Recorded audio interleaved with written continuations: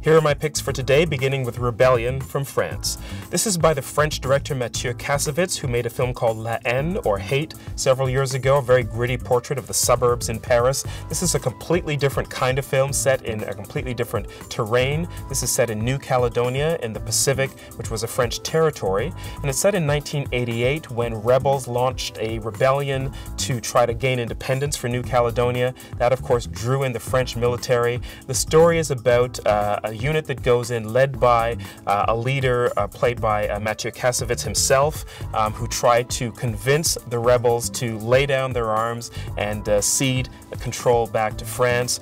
So it's a bit of a tense military drama. It's got some battle scenes in it, but it's really more about the philosophical underpinnings of the rebels versus the governing French power, about colonialism at its very end. This was in the 1980s when very few territories were still held by European powers. It has a little bit of the feel in terms of the tension and the atmosphere of Apocalypse Now, and that journey up into the jungle to try to unseat someone who's holding power there. And Kassovitz is terrific in the film. It's got these incredible large-scale action sequences in it, but it's really more about the ideas behind Rebellion itself.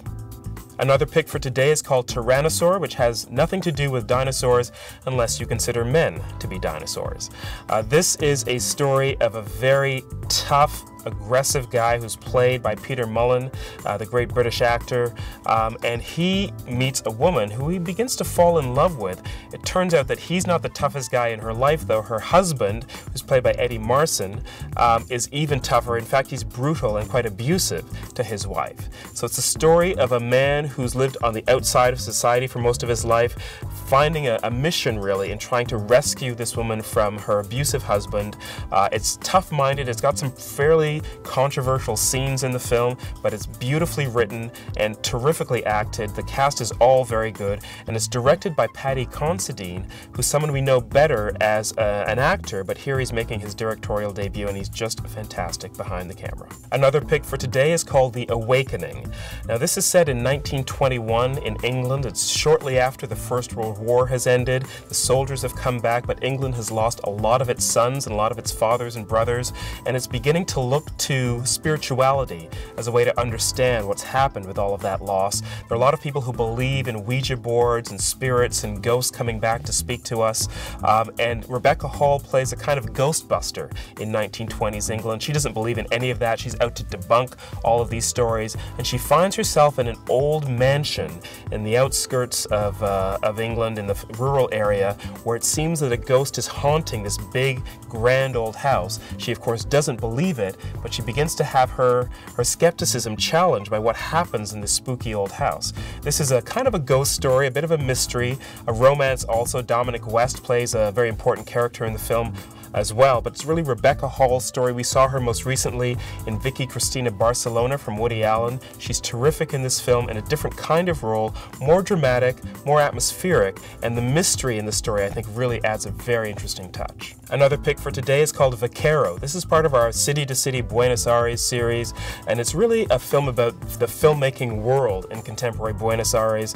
It's all about a young actor who's struggling to break into the industry. He plays a lot of minor roles in Argentinian films, but he gets very excited when a Hollywood movie comes to town.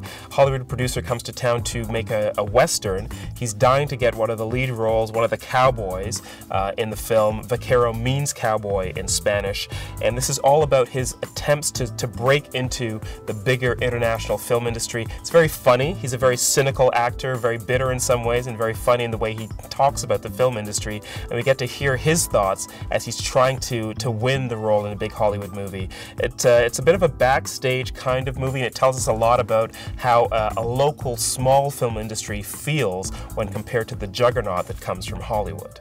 Another pick for today is called Random. This is by Debbie Tucker-Green. She's a British director, but she's better known as a playwright. What she's done here is adapt her play, which was a very big success in London, into a film. This is part of our Vision section where we show a little more challenging, sometimes experimental stories, and this is definitely one of them.